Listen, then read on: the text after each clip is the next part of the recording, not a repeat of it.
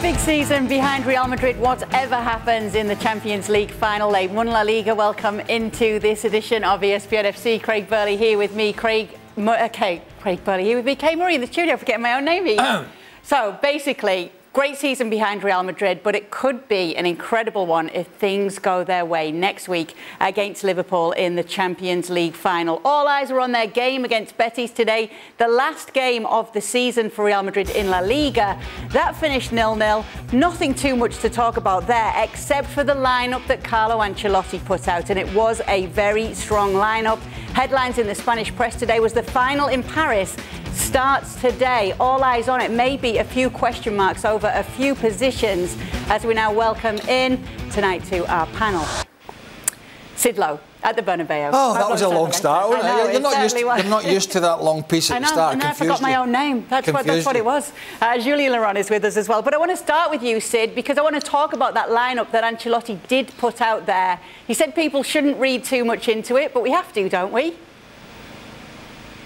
Yeah, of course we do. And we do as well because of what Ancelotti has said over the last 2 weeks. He talked immediately after Real Madrid won the league about using these weeks to rest players that needed resting, but also to keep players moving, to keep the momentum going. And he'd singled out this game at the very start of this run to say, what we want to do is get to the Betis game ready. And this was always likely to be kind of a dress rehearsal, if you like, for the final. So I think we were all watching tonight to see what the starting 11 would be, with the belief, which may, I think, be proven wrong by maybe one player or two, but certainly not more than that the starting 11 tonight was likely to be the starting 11 in Paris. Now, I must say, I think that what we saw tonight probably won't be quite what we see in Paris. My guess, but it is only a guess at this stage, is that instead of Rodrigo, we'll see Valverde in the side. But I think that's likely to be the starting 11, depending, of course, on what happens in terms of the fitness of David Alaba. What do you reckon, Pablo? Rodrigo or Valverde? Well, it's a hard question, to be honest, Kay. They've both been brilliant. I think Rodrigo had a magnificent end of the season with such important goals. But also Valverde, I think, been great the whole season. Physically, he's really strong, very dynamic, a box-to-box player that's, I think, would be a very tough, decision for Ancelotti to make in Paris next week.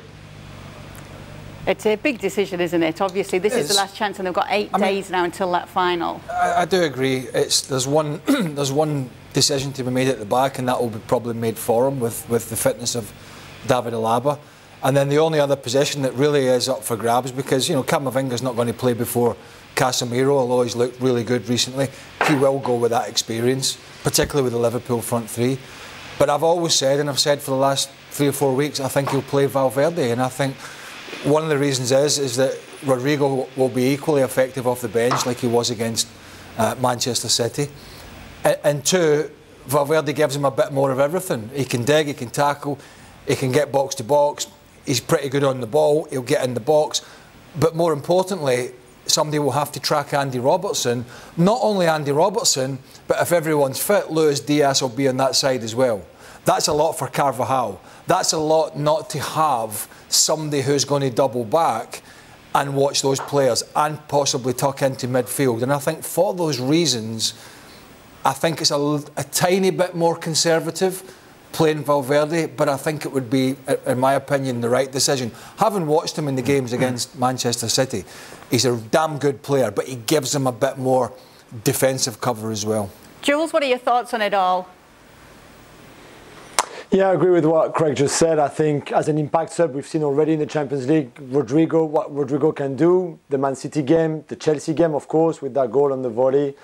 Even the PSG game, him and Camavinga have been perfect coming on for the last half hour, 20, 25 minutes, depending what the score is and what the game is like. And I think Valverde, again, for the same reason that Craig gave, defensively, especially on that left-hand side for Liverpool, he will be a key player, not just to protect Carvajal and to help out Carvajal, but also Luka Modric would be on that side, and Luka Modric can't spend his whole game just covering and coming across and shuffling on that right-hand side to cover for Robertson's going up and down that left wing. So Valverde would be perfect for that. As always, would be a hybrid 4-4-2 when they don't have the ball, and Valverde really plays on the right side, and then a 4-3-3 where Valverde has more freedom, I guess, when they have the ball, when they're on the ball. So I think, for me, there's not even a debate right now. I don't think Rodrigo can start that final, and I think Valverde would be the 11th man.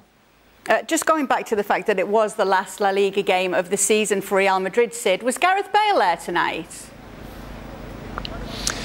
Gareth Bale was the last man left out of the squad, so they named the preliminary squad and then left 2 players out of it. One, of course, is a third goalkeeper, and the other one was Gareth Bale. Now, so he wasn't in the squad.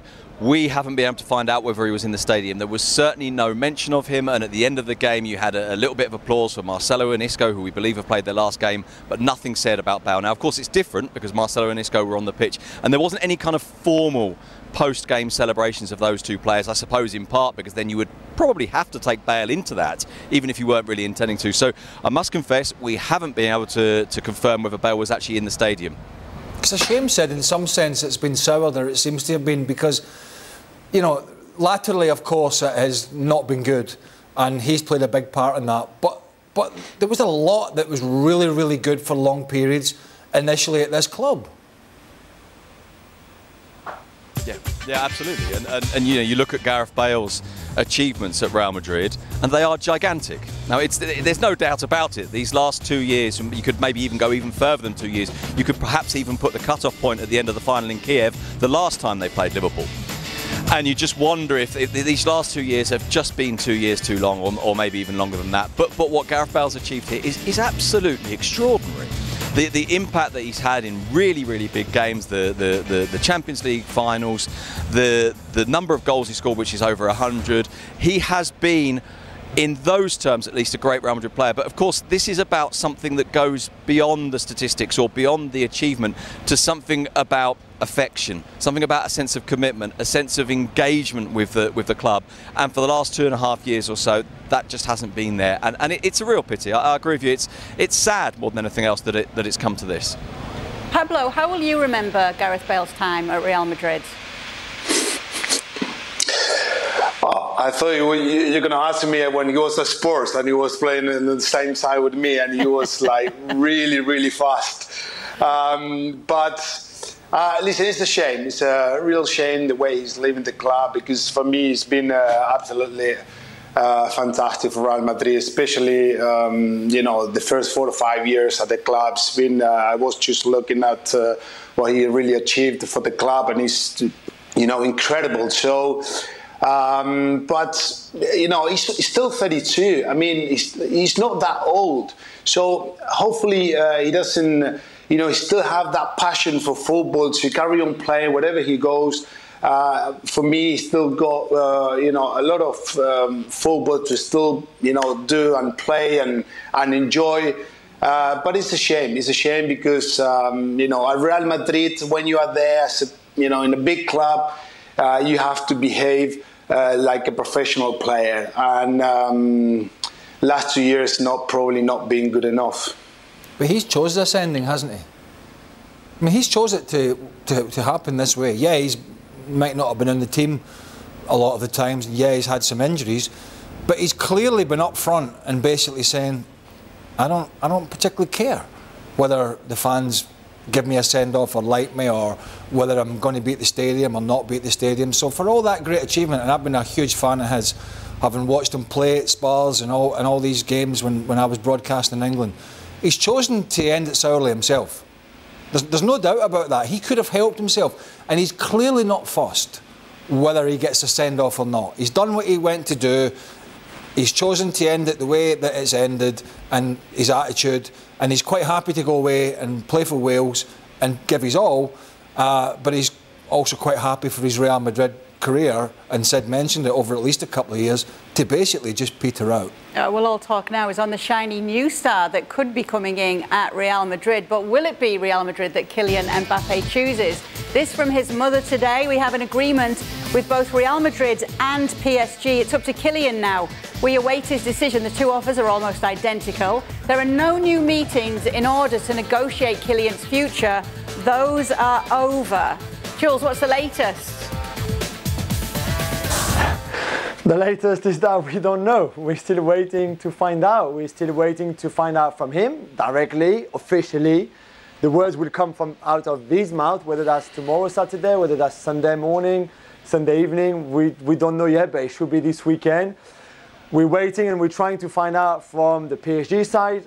They don't know. They haven't heard anything. They still, well, certainly this morning, still believe that he was on his way to Madrid. The Madrid side, they don't know. They believe that he's going to stay in Paris. So this is an incredible, this is the most incredible transfer saga that we've ever seen in football. Yeah, we've had and we've covered big transfer sagas. Players having clash, going to the clash with their clubs to leave, agents, all of that. Yeah, we've had. But a saga like this, that, to be fair, has lasted for 12 years, because Real Madrid tried to sign him when he was 11. And then they tried again 6 years ago, and they tried again 5 years ago, and they tried again last summer, and they tried again this summer, and it might not still come. This is never seen before. And, well, we've got 1 or 2 days left to wait. But whatever the outcome, whether he stays or leaves, whether he goes to Madrid or stays in Paris, it will be one, if not the most incredible transfer saga we've ever seen. He's either genuinely not made his mind up, or he genuinely loves the fact that everybody's still talking about it and everybody's hanging on. But I've got to tell you, I've never heard, his mum coming out and talking about. I'm trying to think now. None of us here were anything like Kylian Mbappe, but we all made transfers. Made a transfer from Chelsea to Celtic, and from Celtic back down to Derby County. But at no point did my mother ever come out of the house with a cup of tea and go, Craig's not made his mind up yet. It's just bonkers, isn't it? It's just bonkers. Everybody seems to get involved now. Make a decision one way or the other, and I think we all know what it's going to be. Looking like it's going to go to Real Madrid. But if that's the case, well, it's interesting you say that, because Jules, you said today that the feeling from both sides of the clubs is that Madrid are fearful that he's going to stay at PSG, and PSG are fearful that yes, he's going to go to Madrid. Are they just both paranoid now? They just don't know. I think it's been a big roller coaster, to be fair, where I think he changed his mind a lot, which is understandable, because we've said often on the show that he still feels there's more things to achieve from him in Paris, because it's his hometown. If he become the captain that lifts the Champions League next season, for example, the first one in the history of the club, this is going to be extraordinary for him. He can become the greatest goal scorer in the club's history, for example. So there's still a lot of things that he can do with the club. But on the other hand, Madrid has always been his dream since he was a kid. He's playing with Karim Benzema. He's playing for the team that is in the final of the Champions League and can win it for the 14th time. This is the biggest club in the world. It's the famous white shirt. It's the famous Bernabeu. It's all of that. So you can see why he's really torn in between. But he's had a long time to choose. He's had a long time. He clearly used one club against the other in terms of, oh, they're offering me this. What about you? Can you up your offer a bit? Oh, look, now they're giving me the image right, 100%. What about you? So clearly going back and forth, which I think they've played that really, really well. But now, come on, man, it's about time to reveal it. So he thought about doing a LeBron James or an Antoine Griezmann. Not sure the Griezmann one was as good as the LeBron one, of going on French television and say, okay, I've made my decision. Here is my choice. I'm going to do this. But now they have second thoughts as well, because maybe it's not the greatest of ideas, especially if he stays. Because I think if he stays, it's a bit more underwhelming than if he goes to Real Madrid after everything that happened in the last year or so. So even they don't know yet how to announce it. It's just like you said, bonkers. Absolutely bonkers. What's the feeling back in Madrid then, Sid, about this whole situation?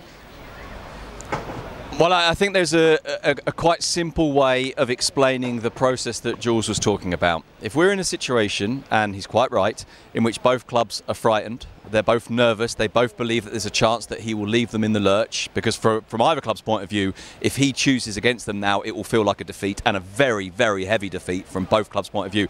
There's a very simple reason why they're both in that position, and it's not just the paranoia, as you say, but I suppose there is that natural pessimism when you've put so much effort into making something happen, when you've been told, yeah, it's okay, I'm keen on this, and then it doesn't happen. But there's one other very simple thing. The clubs know, absolutely know, what Kylian Mbappe has said to them. They don't know, not exactly, what he has said to the other club. They know what he's told them he said to the other club, but they don't know what he said to the other club. So why are both clubs worried about it? Because neither of them have heard him say the thing they need him to say. So both of them can believe he might have said it to them. And so they're both in this position. They haven't heard the thing they need. Neither Real Madrid nor PSG have heard the thing they need. So of course they're nervous, because they're both thinking, well, if he was staying, in PSG's case, or in Real Madrid's case, well, if he was coming, surely he would have told us. He would have said something. We'd have been able to sense it somehow. There would have been a promise. There would have been a sense of him saying at some point, look, don't worry about it. And it's extraordinary, really, that Mbappe hasn't put either club in that position, where he's calmed them down and said, look, privately, it's all right, don't worry about it. And that's why they're both fearful, because neither of them have heard the words they need to hear. Pablo, if you were Kylian Mbappe, what would you do? Listen, if I had a chance to go to Real Madrid, I wouldn't think twice, for sure. For me, Real Madrid is the biggest club in the world. And I think playing for Real Madrid would take you to another level. You know, a chance to build your own legacy, to play in the greatest stadium. I'm sure if you walk in Real Madrid and you see all the trophies, Champions League and all that, that would be something amazing, like Cristiano Ronaldo did back in 2009 when he was playing for Manchester United and he was winning trophy and all that, and he decided to go to Real Madrid. So I understand and I respect PSG. They have great players. They have huge ambitions. Di Maria is leaving at the end of the season, so they will try to, you know, to keep Mbappe to play alongside with Messi. I know that, but Real Madrid for me is the greatest club. So if that was me, I would pick Real Madrid for sure. So if it is the case, if he goes to Real Madrid, Pablo, how do you see him fitting in with Benzema and Vinicius? No, he's perfect. Real Madrid suit him, especially in the style of playing. You know, that counter-attacking football with Vinicius and Benzema or Mbappe on the right-hand side. You know, that quick attacking transition that we have seen from Ancelotti this season, with huge players. You know, with Modric and Kroos. You know, those creativity players who can play.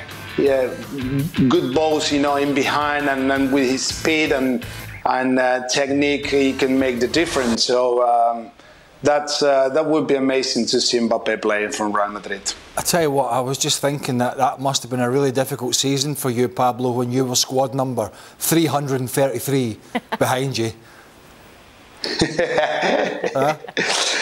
That's why they gave me this last game that we play at home. And there was last game at Watford away, so I was not in the squad, because if not, they needed to change. The number. It was 334. So he's going to Real Madrid. Come on. He's going to, but just, if you get the chance, I always he can't announce it on television, though, can he? He can't do. Well, this is 2022. Some of these players can do things that we'd never thought that we would do when we were playing. It was a little bit more simplistic. You know, let's hold a press conference and sign a contract, blah, blah, blah. But yeah, things have changed. Look, as Pablo was said, you know, Barcelona are having their issues at the moment. But to me, and people in Italy and England and other countries will argue, to me, the two big Spanish clubs have always been, in my opinion, the biggest draw for the top players. Now, there are other great clubs around the world, of course there are, but I've just felt that, yeah, it's been cyclical, you know, Juventus and Milans and these other clubs, but the two Spanish giants have been a huge draw and continue to be a huge draw, particularly Real Madrid. And I think for those reasons, now's the right time. As difficult as that is for PSG, I think now's the right time in his career. I think, as Jules was saying a few days ago, he's given PSG a number of years that maybe they didn't even think they were going to get that long, who knows. And I think it's a good time to move. It's a transitional period at Real Madrid. They've been hugely successful this season, but we still know that it's a rebuild. And he's a huge part of that. And I think for those reasons, eventually we'll probably see him make this announcement to go to Spain. Yeah, but Pablo, just going back to talking about what you'd do if you were Kylian Mbappe, wouldn't you want to stay at PSG to play with Lionel Messi? Well, this is what I'm saying. I mean, PSG has a big ambitions, and they want to have top players to continue, you know, fighting for the Champions League or, you know, the domestic competitions and all that. But I think too good for that.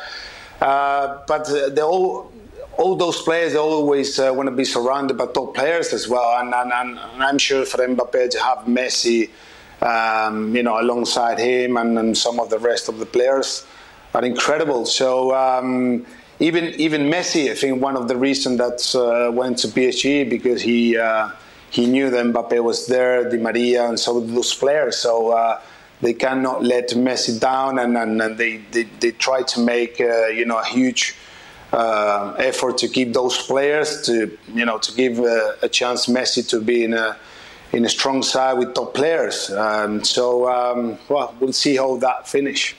I don't think that's an argument now, really, or an angle. I think a few years ago, you'd have crawled over whatever to be in the same team as that guy. I'm not suggesting you wouldn't want to be in the same team, but I think that allure has somewhat gone. He had a difficult season this season, or the season that's just about to finish, or has finished, and he's already talking about going to Miami. He's already talking about the next phase where, let's be honest about it, that's kind of, that's scaling it down, going to MLS from where he's been.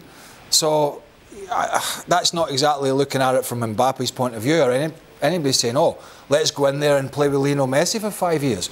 That's just not going to happen. He's thinking about where he's going to be to finish off his career and earn a nice bit of money and live in a nice country. And Kylian Mbappe has to do what's right for him. Oh, well, we're talking about the Champions League final. The Champions League final this season is coming up a week on Saturday.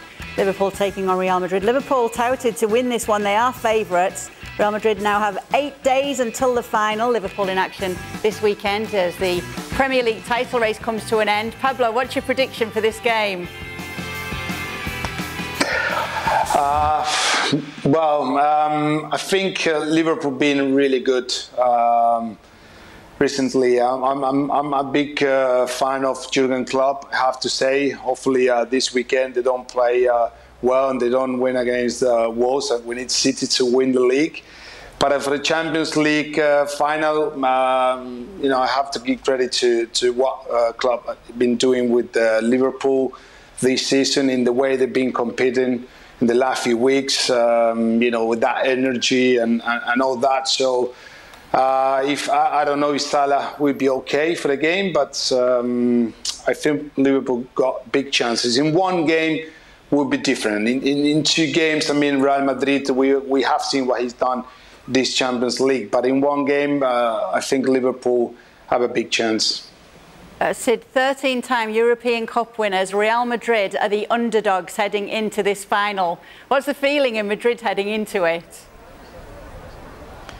Real Madrid will be absolutely delighted to be considered the underdogs going into this. And Real Madrid don't lose finals. There's no guarantee of anything, but Real Madrid do not lose finals. You look back at this, of course, the last one they lost was against Liverpool in 1981. They've won their 7th, 8th, 9th, 10th, 11th, 12th and 13th European Cup since then, and won all of those finals. Now, they've been close a few times. They were close to losing, of course, in Lisbon, and Sergio Ramos scores. They were close to losing in Milan, and they win on penalties against Atletico Madrid. But they overran Valencia. They beat Liverpool, they scored 3 times in Kiev. There is something about this team in Europe, and in a way, there's no point in giving you a logical answer to this. There's no point in giving you an analytical answer, because we've watched what's happened here this season. And it's not logical, and it's not analytical. Now, there are analytical parts to it, and you can talk about, for example, the introduction of Camavinga, the performances of Karim Benzema, the moments in which the teams they played against froze. We can talk as well, if we want to look at it from an analytical point of view, about how that was the Bernabeu and this isn't, and maybe that changes things. But from my point of view, at least, of having watched Madrid over the years do this kind of thing quite a lot, I find it impossible to give you a logical answer, except to just say, look, it's Real Madrid. They win European Cups. It's just what they do. Oh, it's going to be so interesting to see, and it is all coming up next week. Speaking of the Champions League, there are reports of a tennis-style tournament that would actually scrap the group stage in 2024. There's a lot more on that. What they're going to see who's the best tennis players? Where it's already mapped out, basically, who you're going to face next. Yeah, they're never usually bad, are they, footballers at tennis? Well, from my opinion, anyway. Anyway, for more of that, go check out our website. OK, final day of the Premier League coming up on Sunday. Liverpool remaining in contention for the quadruple. They will take on Wolves, and City go into the final day 1 point ahead of Liverpool. They will face Steven Gerrard's Aston Villa. Just a point going into it. How are you feeling ahead of it, Pablo? Any worries? Well, no, I'm confident. I think playing at home, obviously Villa is always tough, team to play against. Steven Gerrard, the manager, they would try to frustrate Man City, give the chance to Liverpool to win the Premier League. But like Pep Guardiola say this week, they just need to go out and enjoy the football game. Put in a good performance. But I'm confident, Kay. I think Man City will win the league. Well, they famously won it 3 times on the final day, probably most famously in 2012. You were there that day, Pablo. How are the fans going to be feeling going into this final day? Yeah, but nobody remembers I scored the first goal in that game. Everyone remembers Agüero's, but nobody remembers I was the first one to open the score. No, this is what I'm saying. Always going into the last game of the season, playing for the league and all that. Is an amazing day, amazing experience. I've been so lucky to be part of that squad when we won the first Premier League back in 2012, and celebrating with the fans in your own stadium. That's something that I will never forget, and hopefully this weekend again, Man City win the league, and the City fan enjoy another Premier League title. Pep Guardiola said that the players have no reason to be nervous or anxious. Oh, they have. I was at that game. Actually, I can't remember Pablo scoring, and I was doing the commentary. How was that then, Pablo? You see, the secret, nobody remember it. Oh, I don't remember. Goal. That's it. I don't. So I went to the Etihad that day with Peter Drury, and we were commentating for the Premier League, and I honestly pitched up.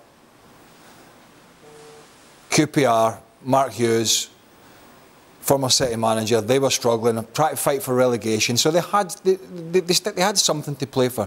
But I honestly thought it was going to be a walk in the park. And then when Joey Barton got sent off for what Joey Barton sort of does when he lost the head, you're thinking, right, that's definitely it though. So nobody, and Pablo was playing, nobody foresaw the pain and the difficulty and the stress and the breakaway goals that QPR scored on the counter, and nobody foresaw that. And that was against a team who ultimately are poorer than Aston Villa, although they're not finishing the season particularly well. So, I do think City will get the job done, but I just don't think it's just never a case of turning up and just going out there and getting the 3 points. I mean, the players know that. I mean, I know what it's like. When I played at Celtic in the final day of the season, and had we lost, Rangers were winning the league. And we knew Rangers would beat Dundee United, so we knew what we had to do. It is not easy. And the crowd get tense. And until we got the second goal that day, everybody was on eggshells. So it is possible that Aston Villa have some fight and some spirit like they did against Liverpool. It is possible that it could be a frustrating day if City don't get an early goal. And that's why I think Liverpool are going to have to put a strong team out against Wolves, even with all those players that have had niggles and look tired. I don't think they can take that risk that City are just going to walk it, because it might not happen. I saw it from my own eyes in 2012. Yeah, it's going to be very, very interesting. As is next season, Pablo. It's the first time we've seen you since we knew the news of Erling Haaland signing, and will be wearing the Man City kit next season. You've got to be happy with that. Yeah, great signing for the club. To be honest, they needed to strengthen the squad, especially in that position. Since Agüero left the club, I think they've been missing some, number 9 in the box, someone who can hold the ball or make runs forward. They only have Gabriel Jesus as a number 9, but even sometimes Pep put him on in wide area. So it's great to see Haaland going to Man City, a club that he started been playing years ago. So it's something that he should be proud as well. going to a great club with a great team, great manager. We will see, you know, at Man City, we normally see all the team playing against Man City and defending really deep with a big amount of players defending around the 18-yard box. And he probably in Germany, we have seen him making runs in behind because he's powerful, he's fast. So he likes this type of football. But at Man City, probably he will need to do more small spaces and you know, inside the box. But have no doubt that he got the personality and he's big, you know, to prove himself how good he could be at Man City. So yeah, big signing. I'm pleased for that. So I wish him all the best. The biggest clubs in the world were desperate for this man's signature, one of the best young talents in the world right now. What does it mean that Manchester City secured it? What does it say about them? That they're not going to stop. That they know they have to deliver big players because they have a big coach. And the minute he sees them lacking any desire to keep going, the chances are he'll disappear quicker than they would want. From a football perspective, it gives them, as Pablo was just saying, it just gives them another brilliant option. They've managed without a striker, a natural number 9 for a couple of years. Gabriel Jesus has scored goals of late. He's played on the wide positions. But Sergio Aguero is a different animal altogether. He was a real poacher. You know, anything in the box, he's on it in a flash, it's in the goal. This guy's a bit different, but it just gives them that option that they can throw crosses in early, get nice balls into the box. They can play it in behind if teams squeeze up, which doesn't happen that often. They can play it into his feet, he'll hold it up, and it's still part of his game that he can get better at. Because it's so important to hold the ball up for the likes of De Bruyne and Foden and all these guys coming onto it. So he just gives them so many different options. And it's also, look, they're not going to be reliant on it. And by that I mean, if he picks an injury up, like he has done at Dortmund, they know they can do it a different way. So it just gives them so many different options in terms of the way they play, in terms of the delivery into the box. And if he picks up an injury and he's out for a few weeks, guess what? They've managed to be successful without what we would consider a natural number 9. And when it comes to signings, the feeling is that Manchester City are not done yet, even though they have got Erling Haaland coming next season. Can you see more players coming in, Jules? Yeah, definitely. I mean, the left-back position, even if you've got Cancelo there, obviously, who's been the best left-back in the country, with Robertson, one of the best in Europe. In terms of cover, and we saw that in the West Ham game, where Zinchenko, who's a good player, make 2 mistakes that cost 2 goals that could have cost City even more. I think there's some reinforcement to be done there. It will depend as well who's leaving. If Ilkay Gundogan was to leave the club, remember there's a lot of players here with just 1 year left on their contract. Sterling, Gundogan, Mahrez, Gabriel Jesus. What's the future for them? Of course, if they go this summer, they have to be replaced. But even in midfield, I think it feels like with Fernandinho leaving, it feels like you need maybe an extra player there, an extra body, whether it's someone that can do a bit of everything in that midfield, whether you want a proper holding midfielder to be the cover for Rodri or be able to play with Rodri. If you want someone to be more creative, I don't know, whatever profile they want, but you feel midfield as well is they will need someone, especially again if Gundogan leaves. So I expect quite a busy summer from City, and let's not forget that Julian Alvarez from Argentina and River Plate is also coming. Whether he's going to go on loan, that remains to be seen. But that's another attacking option that is very, very promising, certainly on paper and what he's been doing in South America already. So it's not just Erling Haaland. I think Alvarez has a lot to offer as well if Pep decides to keep him, to school him, to be fair, to fit into this City team. But then I think Alvarez could be a very, very intelligent signing as well. Yeah, speaking of busy, I wonder just how busy Erling Haaland is going to be. We are setting the over or under at 30 goals per season across all competitions, Pablo. Does he go over 30 goals or under 30 goals next season? In the Premier League's hard. I mean... all competitions? Under 30. Under 30. Have you got a feeling on that, Craig? I think he might just squeeze over if he remains fit and plays most of the season. Yeah, I do. Jules? I said just under. I think he will need a bit of time to adapt to the Premier League, but also to Pep and to the team. And I think they would adapt to him, but he will also adapt to them. So I can see maybe a slow start. I might be wrong. And like Pablo, just under 30 for the first season. I wonder how his leadership skills are, because according to Patrice Evra, Man City are lacking leaders. This is what he said after their elimination in the Champions League to Real Madrid. He said Manchester City needs leaders, but Guardiola doesn't want leaders. He doesn't want any personalities. He's the leader. That is why when they have problems on the pitch, no one is there to help them. He chooses his teams to be like that. He doesn't want to train people with personality. So Guardiola has had his say back to this and said, I didn't see this kind of personality when I destroyed them. We destroyed them in the Champions League final against United. Pablo, what's it like playing under Pep Guardiola? Well, listen, I mean, I know Patrice. He's he's been at Man United for so many years. It must be, really tough for him to see that Man United side in playing that way. And I think he's wrong. I mean, we all know Pep. He's one of the greatest managers in the world. And I would never forget when he came in to the club, he was clear. He knew he needed to refresh the team. But he always want players with huge personality, because you always need players like that. I mean, you cannot say that Ruben Dias hasn't got that personality, or Fernandinho, or Kevin De Bruyne, or Gundogan, Rodri. They all have a huge personality. I mean, when Vincent Kompany was there, same. David Silva, Agüero, and they all been great under Pep. He made everyone better players. So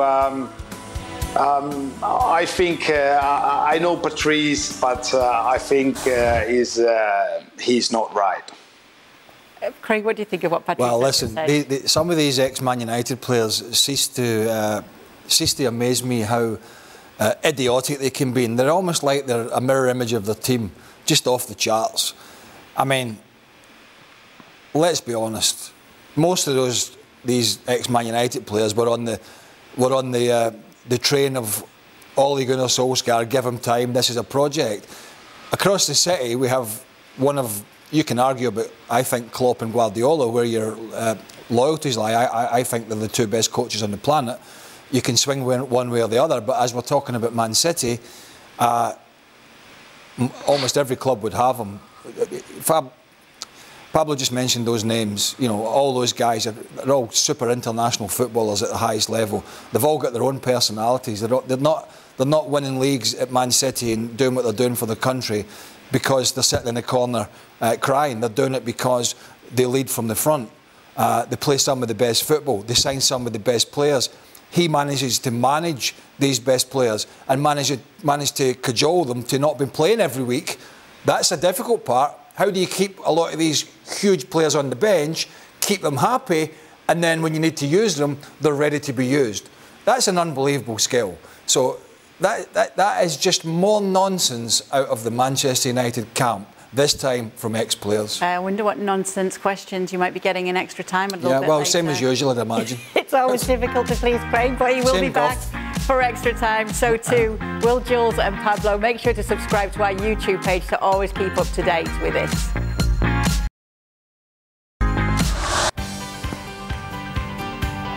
Eintracht Frankfurt fans turning out in force, shall we say. Wonderful stuff, just like they did at the Camp Nou. So many of them, as you can see, wonderful scenes after winning the Europa League. The fans welcoming their heroes home. We also know that Archie Rintot absolutely loves a party. So guess what? He's been there. He's been there for all of the action. Archie, incredible scenes. How was it? I've never seen anything like it, Kay. It was an atmosphere beyond belief. And look, even the players on the balcony were lighting flares at some point in it as well. Not that the police in Frankfurt are particularly happy about that. I believe they've begun investigations, but I don't think the players will still particularly care because they have brought home the Europa League, the UEFA Cup as it used to be called, for the first time in 42 years. to Frankfurt. And that atmosphere you saw there last night, there were so many special moments. I remember most fondly, I think, when Martin Hinteregger, their cult centre-back, missed the final through injury, helped to start a chant of Neuer on the bench, Neuer on the bench, with Kevin Trapp standing alongside him. He's Germany's third-choice goalkeeper right now. But to be honest, he's had a better season than Manuel Neuer. I wouldn't go as far as saying he should be starting in goal, but his name should be written on that cup as well. One of the most amazing stories to follow in football. It's been a privilege to watch them at Barcelona, to then see what they did to West Ham, and then go win the trophy as they did in such dramatic fashion in Seville. We're glad you got to see it as well, Archie. You are our man in the know when it comes to the Bundesliga. So tell us, Borussia Dortmund, big news today, finishing second in the Bundesliga this season. But second was not enough to keep Marco Rose in a job. After just one season, he's been sacked. What went wrong for him, Archie? You'd look at that points tally and you'd think, Borussia Dortmund didn't have that bad a season. Why is Marco Rose being sacked? And the truth is, if you're a Borussia Dortmund fan, and I know quite a few of them, they didn't feel like this was a good season. If you watched their games, you would know that a lot of them were drab affairs, and it's difficult to really recognise what kind of an imprint Marco Rose made on that team when it came to style of play. Now, at this point, he might raise his hand and go, well, hang on a minute. I had massive injuries throughout the season. But the question is, to what extent was that on him? I spoke to Emre Can with Bastian Schweinsteiger and Arne Friedrich on our Klassiker coverage a few weeks ago. And I gave Emre Can a pretty wide berth in terms of how he would analyse the season. And the first thing that he raised of his own accord was, we've had way too many injuries this season. Now, the person who controls that at the club is the coaching staff and the head coach. And for me, I would interpret that as between the lines going, this was not good enough. And particularly looking at the transfers that Dortmund have made already so far this summer, very encouraging ones in Karim Adeyemi, Nico Schlotterbeck from Freiburg, Niklas Zula from Bayern Munich. I think that this is partly a decision against Marco Rose, but also let's not forget the technical director who was their coach before, Edin Terzic, who came in and did a better job after it had already been confirmed that Rose was coming from Borussia Mönchengladbach. Now, that's a key detail because I think that after the job that Terzic did there, they were definitely thinking, hang on, we should probably be having Edin Terzic as our coach now, and yet we can't. We've paid €5 million to get this guy from Borussia Mönchengladbach. So they gave him the season. And it was a disappointing season, which the point tally doesn't show, as mentioned. But I can understand why Borussia Dortmund have made this decision. It's a decision for Edin Terzic, in my opinion, who I think will become the new coach of Borussia Dortmund. But we'll have to wait and see. I'd be very surprised if it's anyone else, given what he's been doing, twiddling his thumbs as technical director. The press release noted today that the decision came after analysis of the season from Michel Zorc, the sporting director, Matthias Sammer, who is there in a consultant role, Sebastian Kehl, who is Michel Zorc's protege taking over this summer, and Hans-Joachim Watzke, who's the CEO. And I'm thinking, surely, if you've got a technical director at the club, he should be involved in that as well. And weird that his name is left off that list. So I think it might be a sign of what's to come. Ah, OK, a little hint there then. We'll no doubt be talking to you about that, Archie. And we want to talk to you about the German Cup final that's coming up Saturday. It is Freiburg taking on Leipzig. Two very different clubs here going head-to-head. What are you looking forward to in this game? You're not wrong about that, Kay. Particularly because the biggest talking point in the media ahead of this has been how Freiburg have refused to let their club badge be used on the same scarf as RB Leipzig, because between the lines, so much between the lines in Germany, it's to do with the fact that they just see them as a commercial operation, as a franchise, and that is not what SC Freiburg stands for. Freiburg are there's a piece of Denglish, so Deutsch and English, German and English together, which everyone uses here, called "They are everybody's darlings." Everyone loves Freiburg here. And that's going to go up a notch even tomorrow when they play RB Leipzig, because yeah, RB Leipzig are the opposite of that because of the aforementioned roots of their club as well. So Freiburg are the underdogs, but they had a wonderful season, 6th place in the Bundesliga. Christian Streich is the social conscience of German football, as he's shown in many press conferences over the years. He's created a side which is much more than the sum of its parts. Some great players in there. Nico Schlotterbeck going to Borussia Dortmund in the summer. Mark Flecken, a goalkeeper who you might remember going viral because he turned round to go take a drink from his water bottle in a second division game a few years ago, and before he turned round again, the ball's in his net. But now he's been one of the best goalkeepers in the Bundesliga. Question is, can he stop Christopher Nkunku tomorrow? RB Leipzig have not won a major trophy before, and they're letting the season slip away from them. They were favourites for the Europa League in terms of the squad strength only a few weeks ago, and then they got knocked out by Rangers. They very nearly let Champions League football slip, and this is already their 3rd DFB Cup final. They've already let it go against Bayern. They lost heavily to Borussia Dortmund last year, and slowly you're wondering, are they cursed? They are definitely the favourites for this one, as those odds showed, but Freiburg will have 40,000 fans in the stadium as well, and I reckon that they can give them a certain edge in this one tomorrow. It's going to be a great occasion. Yeah, it's going to be great to see. You can also see the Bundesliga player of the year, Christopher Nkunku, in action in this game. It's Freiburg against Leipzig, Saturday 2 Eastern on ESPN Plus and ESPN News. Okay, Greg Berhalter has announced his 27-player roster for a couple of friendlies as well as 2 CONCACAF Nation League matches that will be taking place in June. Notably, Weston McKennie returns after suffering from that broken foot.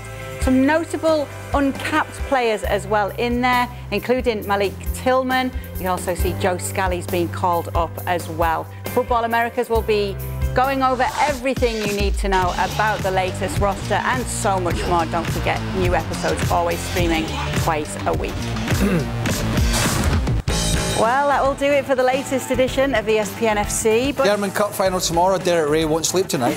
Stay right where you are. Extra time coming next. These guys will be answering your tweets. Oh my God. Hello and welcome into the latest edition of Extra Time. Should we read them off the screen? Dare I send you for the question? Oh, I'm not going. All right. We're going to read them off the screen today. I don't know. We've got Craig Burley We're here. not professional enough to have the questions in place. I'm not getting up. We've also got Pablo Zabaleta and Julian Laurent with us to answer your questions. So let's see if you can please Craig with what you've got, because it's not often that well, he's it doesn't matter if I'm pleased or not. I just sort of waft some of them away. Yeah, well, sometimes we hear the word guff. Guff. All right, first up then. Ronaldo won the Champions League with Madrid in Lisbon. Bale won the Champions League with Madrid in Cardiff. Does Kareem the Dream win the Champions League for Madrid in Paris? All my money against Liverpool. How do you deny destiny, Jules? Exactly, you don't. You don't. That's what I've been saying for weeks now. Kareem the Dream on home soil as well at the Stade de France in Saint-Denis near Paris. I think for everything we said on the show, yes, Liverpool are a better team, of course. They play great collectively. They've got that intensity. The press and the counter press is very impressive all the time. And they've got that energy. But Real Madrid seems invincible in this competition. We have to be honest, even if it's not at the Bernabeu, so the magic might not be completely the same, there's clearly something there. And that's why I think that Kareem the Dream will win it. I think we need a little trademark on Kareem the Dream. Is it at the park? I get always mixed up. What stadium is it at? Is it the Stade de France? No. It's the Stade de France, right, Jules? Yeah, Stade de France. Yeah. Stade de France, which is in Saint-Denis, which is obviously in the suburbs, and Parc des Princes is inside Paris, where PSG play. Yeah, Pablo, the bookies are on Liverpool's side. Is destiny on Real Madrid's, though?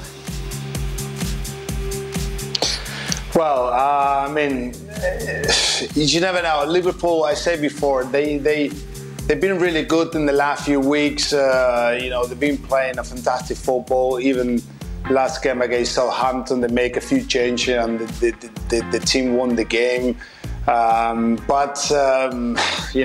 Real Madrid also have those moments and those comebacks that we have seen in the Champions League been absolutely amazing. So huge game. It's going to be a fantastic game for sure, but I think Liverpool have a small advantage.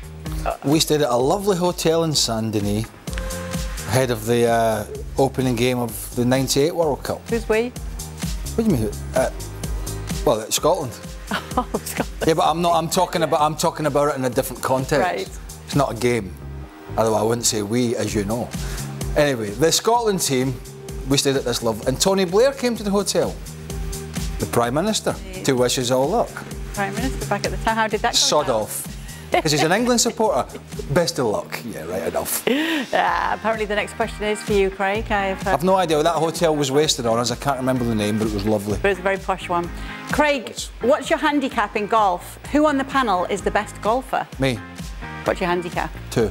2? At the moment. Wow. I play the most. Well, Stevie doesn't play anymore. Well, he does. He didn't rejoin the golf club this year because he's too tight, didn't want to spend the money.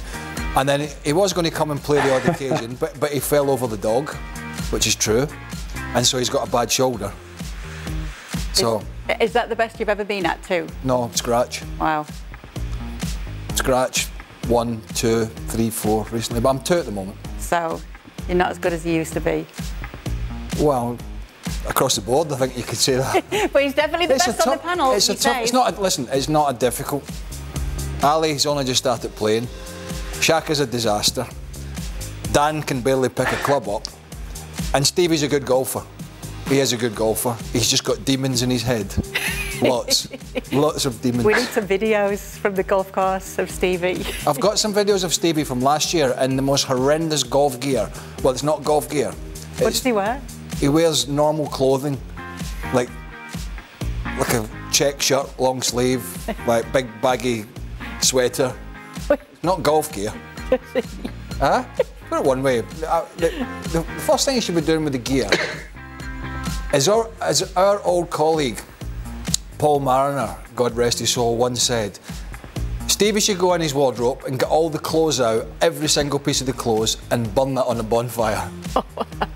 Yeah, so he won't be getting a golf clothing range out anytime soon. Stevie's not. I hope he's not watching this. Gears are disaster. No, he's on vacation. We all know that. Oh yeah, everybody knows. Reply all. The whole company knows. Reply all, Stevie Nicol, his favourite thing to do. Pablo, do you play golf? No, I never played. I tried a few times when I was in Manchester, but it was raining all the time. It was cold and windy, and I just give up and I say, not in Manchester again. So I'm back in Spain now. I have no excuse. I've been 2 years now in Spain, but I didn't try again. So, but I should at some point. All the foreign players that used to come to Chelsea and Celtic, they all took up golf. They all take up paddle in Spain. Zola and Vialli and all these guys, they couldn't play. They never played Ruud Gullit, and they all took it up. That's what they're supposed to do when they come to England. Think about Angel Cabrera. Pablo Angel Cabrera, that great Argentine golfer. He won the Masters. I know. Even Carlos Tevez and Sergio Agüero, when they were there, they used to play a lot golf very close to Nuckford, where we used to live. And but I've been always very lazy to play golf in the weather. Yeah, all right. Next question's for Jules. And it says, question for Jules. If Mbappe does not go to Madrid this summer, should they just use the money elsewhere? As a Madrid fan, I'm tired of the whole transfer saga and I don't want to wait another year. So, I mean, if you miss out on Erling Haaland to start with, and probably because the priority was Kylian and you thought or you were convinced at the time that Mbappe was coming, so maybe you didn't push too hard for Haaland because you knew you had Mbappe. If you miss out on Haaland and miss out on Mbappe as well, this is a humiliation for Real Madrid. As we've been saying, this is the biggest club in the world. You can't, this is not good. It's not a good look at all. So then you need to go out and make up for that, make up for the loss. But who do you go and get? You try to get Mo Salah, for example, who is still not sorted out in terms of contract situation at Liverpool, only 1 year left on his contract. He wants the money that clearly Liverpool are not ready right now to offer. Maybe there's something. Do you go and get Lewandowski, for example? But I'm not sure the Lewandowski-Benzema front two would work as well as a Vinicius, Benzema, Salah front three, for example. So but you need to go and do something because Rudiger is not enough. You know, Rudiger could come. No one will remember Rudiger came. Everybody will remember that Kylian snubbed you again and that Erling Haaland preferred City to Real Madrid. So they have to do something. The problem is right now, because they're not going to sign Cristiano or Messi either, Mbappe and Haaland are the two next big stars. They're not going to get Kevin De Bruyne. So they're a bit limited now in terms of who the next Galactico is going to be, considering that the one they wanted or the two they wanted didn't come in the end. So it would be huge if Mbappe doesn't come, and for them they would really have to do something to almost make people forget about it. Right, it looks as though we are going to know very soon. We have a Manchester You're bored of it? City. Everybody's bored of it. Everybody's a bit bored of it, yeah. Got a whole summer of it. We'll keep talking about it on this show anyway. But when the season finishes and everybody's done and dusted, how long are we going to drag that out? Because if he announces it within the next couple of weeks, just after the Champions League final, that's next weekend, the 28th, I think we're stuffed.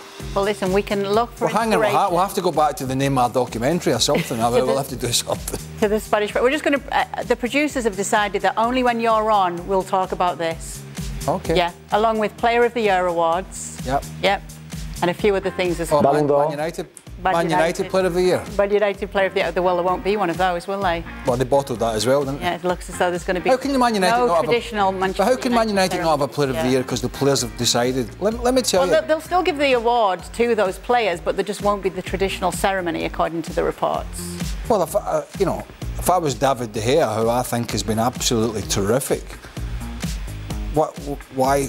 I know they've had a bad season, terrible, but why should De Gea not be able to get up there and say, without me, you'd have been in the bottom half? I mean, literally, they would have been in the bottom half of the table, hovering around there, had he not been back to his brilliant best. So, it's a lot of nonsense. You have good seasons and bad seasons. This trying to appease the supporters. Everybody wants to appease now. Everybody's worried about people being upset. Oh, we better not have an award. We were so bad, they'll get really upset with us. Everybody knows you were terrible. Everybody knows Ronaldo scored goals. Everybody knows David De Gea was excellent. And everybody knows, as a generalisation, most of the other ones underperformed and were horrible. You don't have to run away and hide from it. Goodness me. Yeah, so the rumours are, Pablo, you may have heard that Manchester United's players have decided not to have their traditional award ceremony, not to hold one this year because of the disastrous season that they've had. The awards still will be given to those players, but there'll be no ceremony. What do you think of that? Well, it shows you, how terrible been this season for Manchester United. I mean, is very in England. I mean, always when I've been at Man City years ago, that we were a mid-table team. We done it at the end of the season. It's something nice that probably you come with your partner. You enjoy a moment with your teammates and families. You see the same table and some of the sponsors. I know some people from the club. I think that this type of event brings people together. I know that's not because you been in a bad season or disappointed season, you're not going to do it. I mean, as Craig say, you should award maybe De Gea, even Cristiano Ronaldo scored a few goals for the club. I know that, but sometimes you have to respect those traditions. Years ago, because of COVID, okay, it was hard to do that. But now, they should have done it. I mean, I've lost cup finals, FA Cup finals. And, I don't know, usually you have a function afterwards for supporters and players and, as Pablo said, families. And look, lost 4-0 in the 94 FA Cup final. You don't... The function's not getting cancelled because somebody played badly or somebody let somebody down or you were walloped. It is what it is. You can't run away from it. You go along and you say, well, next time we'll try and be better, and we gave our best, and blah blah blah. But I mean, it's not a huge story. I get that, but it just kind of sums. It's not a massive story. It just sums up the modern day mentality of worried about PR. Right. This is Man United in a nutshell, right? Worried about clickbait, worried about Facebook hits, worried about social media hits, worried about the PR, worried about this, worried about that. That's Man United now in a nutshell. More worried about all the things surrounding the actual thing they should be most worried about. That kind of sums up the people in charge for me at the moment. And I don't mean the football people, I mean the people behind the scenes that are running the club day to day for the ownership. Right. That kind of sums this club up for me. It's more concerned about what people think than the reality of where they are. Yeah, and just to go back, the last two were cancelled due to COVID, but yes. this time around it could actually happen, but apparently they don't want it to happen. No, anyway, but they never have. I'll tell you what is happening. Our next question. I actually think you don't like reading them off the screen, do you? Manchester United question. I don't mind. It's all right. I just like to kind of have an idea what the question is before I have to put it out there. But this one is definitely you for saying Pablo. People behind the scenes might deliver you a question that's questionable? I think they might deliver. Worst and best moment for Pablo when he's my City team? Yes, worst and best moment for Pablo when his City team faced United in the derby. Best and worst moment? Yeah, against Manchester United. Well, that game when we won 6-1 at Old Trafford. Listen, I was not playing. I was on the bench. But it was one of the greatest games I've ever seen in my life. I was sat on the bench, just looking at all Man United fans. Last minute of the game, they couldn't believe what they were saying, to be honest. And that was something incredible to see as a Man City player. Then the worst moment probably was when Rooney scored that goal from volley inside the box. That was an incredible goal. I was there, and I would never forget that goal as well. I was at Old Trafford, and credit to Wayne Rooney for that amazing goal. But that was probably one of the good and bad moments I have from my time at the Manchester derbies. Some good picks there. I think we've got some more questions actually. Have we? I think I wouldn't know. I must admit that's a blow to me. Telling me don't more worry. questions. Just for you, like Manchester United, we're going to cancel this year's next question. There's no next question. It's all done. Is it? Yeah. We're worried about what people think. But we're going to be worried about what people think. We're worried about the comments in the comment segment below. It didn't finish in. We're not taking this serious enough. Finish in the right place. Maybe tomorrow we'll be taking it more seriously. Join us then.